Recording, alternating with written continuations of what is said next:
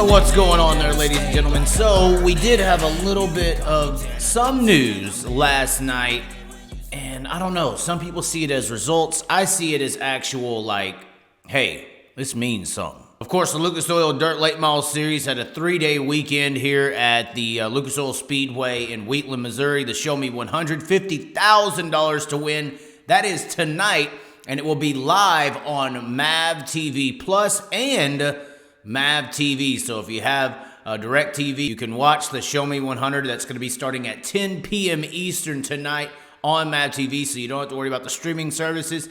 You can kind of appreciate Forrest Lucas for spending who knows how much money on literally buying a cable network to put dirt racing on. Definitely have to pay some homage to him. But what happened last night in this 3-day weekend? The first night was rained out. Last night we got some racing action in, and every name that you could think of was at this event. The biggest names in dirt super late model racing. And the guy who won it, Johnny Scott.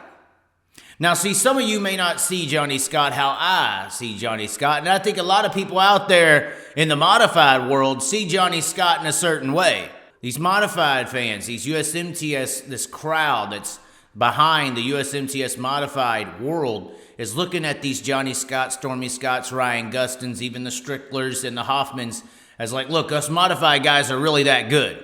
Our USMTS guys, UMP guys, top IMCA modified drivers. You see Ricky Thornton Jr. is another guy. He's been in late models for a while now. But these would be people I see the national dirt racing scene viewing as representations from the modified community that feels like the little brother, feels like they don't get the limelight as much as the super late models do.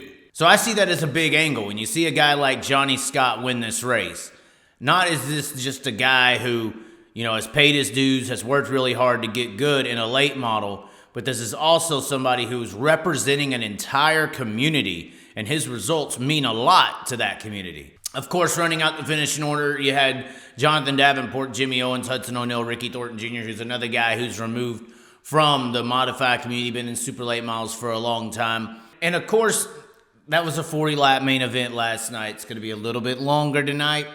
That is one of the criticisms you hear sometimes from the late model community on some modified drivers is they kind of wear the tires out. They're not used to conserving late model tires like late model drivers are used to doing their entire life.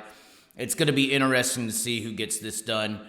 I mean, honestly, to me, a favorite would be Jonathan Davenport. Long shot with a little bit of a streak behind him would be someone like a Johnny Scott. Chris Ferguson had some bad luck last night. Of course, Shepard, you still have so many drivers down there. McCready's there. Mike Marlar had some bad luck. You have a lot of drivers in this event that it's just sometimes hard to really pick.